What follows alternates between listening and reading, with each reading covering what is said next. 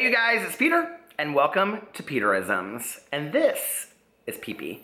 If you guys don't already know him, he sits next to me in all of my videos, and a lot of the day he sits there and he goes, "Dad, are we making videos?" And so I thought I would put him in a video. We recently found out that Pee-Pee has heart disease, and so we're working really hard with the vet to make sure that he feels the best he can possibly feel, but I like to put him in as many videos as possible so I can, you know, one day look back on all of that. I got such a positive reception from the video that I did yesterday about my first day going into treatment and the day before I got sober, that I was looking through my old blogs and I found this post, and this is actually a story that I talk a lot about, and I've even shared it in my vlog, and my vlog is listed below if you guys are interested in following it. I know that I have 4 channels and it's a lot sometimes, but if you're interested, go in there, and I tell a lot of these kind of stories in my vlog. They're just kind of like ad-libbed, so to speak. But on November of 2009, I wrote this story called Pickled, and I usually refer to it as the Pickle Lady story. And if you look, I had a picture of a pickle jar.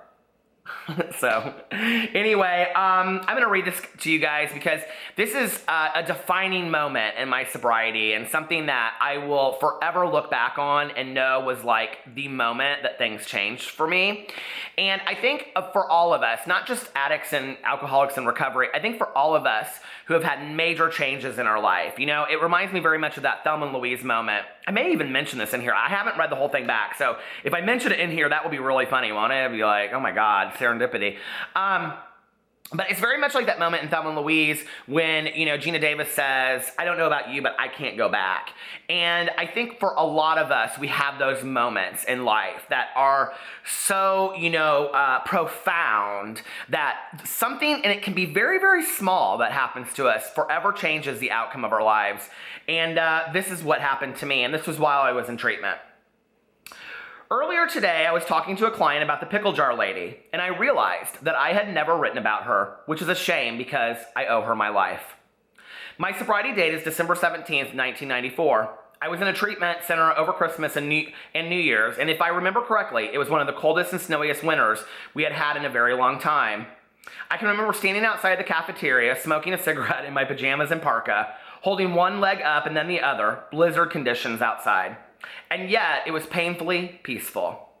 Although I had a horrific detox, close to 7 to 10 days, once I entered the rehab part of my stay, I settled into the daily schedule and routine and spent the nights listening to AA and NA people tell their stories, and then I would go and drink some decaf coffee, smoke about 2 packs of cigarettes, and settle back into one of my several Michael Crichton books my friend had bought me as a gift. During my entire treatment, I only had one roommate in detox, so I often snuck into my bathroom, put a towel under the bottom of the door, sat on the floor, and read and smoked. That damn bathroom became my safe refuge for 35 days. On December 23rd, my life got a little tough. My cigarettes ran out. If you've never been to jail or drug alcohol treatment, let me inform you that cigarettes are a commodity which could raise many dollars in the underground market of the hallways and cafeteria lines. No one was going to give up smokes for free, especially with 30-mile-an-hour gusting winds and heavy snow.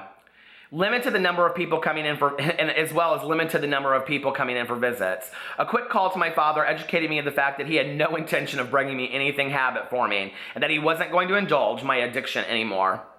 I had only one option.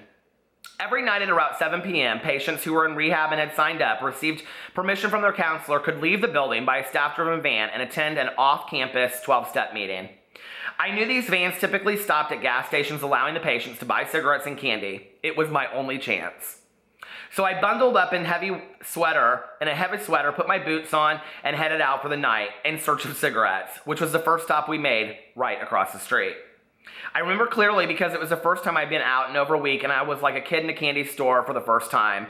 I bought a carton of Camel Wide, several Reese's cups, a bag of combos, and a strong cup of real caffeinated coffee.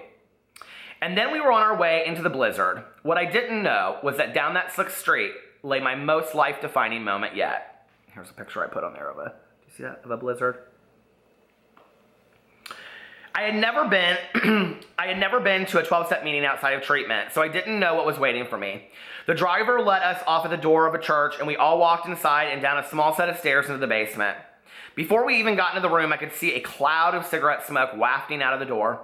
We went in to find several round tables set up facing a podium, and in the back of the room, people were milling around a coffee maker. I quickly made myself a strong cup of coffee and sat at a back table in the very back. Several minutes later, the meeting started. I don't remember much about the meeting until the speaker, a small woman in her mid-50s, started telling us her tale. Before she started, she placed an enormous pickle jar on top of the podium.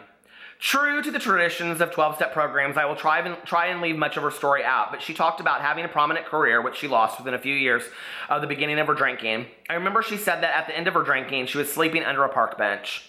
I thought she was lying. I couldn't believe that this woman, who seemed to have it all together, seemingly a normal housewife with kids and a husband, could have ever been such a drinker. Never once during her speaking did she ever mention the jar of pickles until the very end. And right before she finished her story, she gestured to the pickle jar. And that is why I carry this jar with me when I speak, she said, to remind me that once I was a cucumber, but now I'm a pickle. And once you're pickled, you can never go back. And I stopped. I completely stopped in my tracks and stared straight at her. That bitch. I thought, how dare she? Because she was so true. In that moment, I realized she was exactly right. I was a pickle. And no matter how much I didn't want to deal with it, things would never be the same for me again. I would never be able to drink successfully again. I knew it in my heart and soul. It was my truth. And I'd like to say she was staring at me right when she said it, but she wasn't. She didn't know me. I was alone in my realization, and I was alone as I went upstairs and stood in the blowing snow, smoking a cigarette, as the church choir practiced Adeste Fidelis inside, their melody chiming through the windows. After all, it was Christmas, and I was in treatment for drugs and alcohol. Merry fucking Christmas.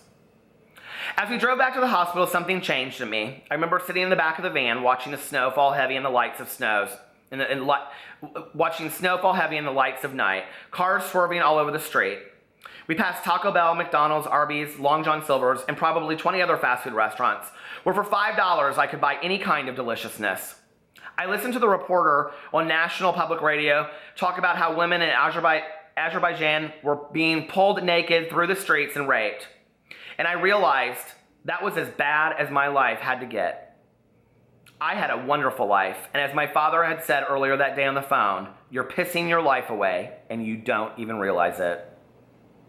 When we returned to the hospital at night, I took a hot shower, put on my pajamas, and sat on the bathroom floor and wept. For being a pickle and an alcoholic drug addict pissing his life away. Most of all, for so many chances and the possibility for so many more Christmases. I wept for finally hitting my bottom and realizing it. Later, laying in bed, I pulled on my headphones and listened to Gregorian Christmas chants on the radio and fell asleep, peacefully for the first time in many, many years. I knew things would get better because I had finally accepted my place as a pickle. And when I look back now, I've encountered so many pickle ladies who have helped me along the way during my journey. God bless those pickle jar ladies. God bless them for helping me to recognize and appreciate what has so beautifully been given to me, because we're on borrowed time as it is. It's so crazy when I look back on that specific memory, and I think about the fact that I almost didn't go to that meeting that night. There's parts of that story that I didn't tell. Right after that, I came back and I wanted to go, and this would probably be a story I'll tell more in detail later in the month, but they would have a big New Year's dance every year, and I had gone to my counselor and I had said to her, because I was quite the snot in treatment, until she whittled my ass down and humbled me, which I am a big believer in people needing to be embarrassed and humbled into reality. And I said, do you think that it would be possible to see if I could get my hair cut before I go to the Christmas dance or the New Year's dance? And she said, no, princess, and now you'll be staying back because you think you're so special and so unique. You won't be going to the New Year's dance. Well, my friend had brought me like every Michael Crichton book in the world because I loved Michael Crichton. Jurassic Park, Sphere, Disclosure, all of them. And I sat there and I read every single one of those books in the time that I had been there. And I never once opened a 12-step text. And so the night of New Year's Eve, I had finished the very last one. I think it was Jurassic Park was the last one I finished when I was in there. And I went to the counter of the nurse's station, and this guy that I ended up working for the same treatment center that I went through. And this guy that worked on third shift there, I'll never forget him. And He's since passed away. And I ended up working with him for years, and I worked with him for 13 years afterwards. And so amazing. And I said to him, I said, hey, do you guys have any good books back there to read? And I'll never forget, he threw down, the basic text of a 12-step program. And he goes, here, why don't you try that? And I was like, how rude, right? And I went to the cafeteria. And it was totally blizzard conditions outside. And I don't know what it was, but some God moment happened to me. After all of these small pickle incidences that happened, of like me hearing my truth in other people's stories. And I sat in the cafeteria, and they put out a plate of like lunch meat and bread and peanut butter, and you could like little bags of chips. And I just thought it was so cool. I thought it was the neatest thing to actually have these meals, late at night as a third, fourth meal snack. And I sat there and I made a couple sandwiches, and I sat in the cafeteria and I read the first 164 pages of that basic text. And something changed in me that night. And I'm so thankful for those moments. And I want that for so many people out there, I want that for all of those people that are still struggling on a daily basis. And earlier, before I made this video, I made a video about a YouTuber who I see as being very problematic with their drug and alcohol use. And I think a lot of times I come across as bitter or angry or shameful or judgmental, and that's never my intention. My intention is for hope. My intention is for a better life. When we're in that world, we're abusing our bodies and our souls with drugs and alcohol. We think we are having a lot of fun. What we don't realize is that it's a muted existence. And I only want the best for everyone. I love you guys, and I will see you tomorrow.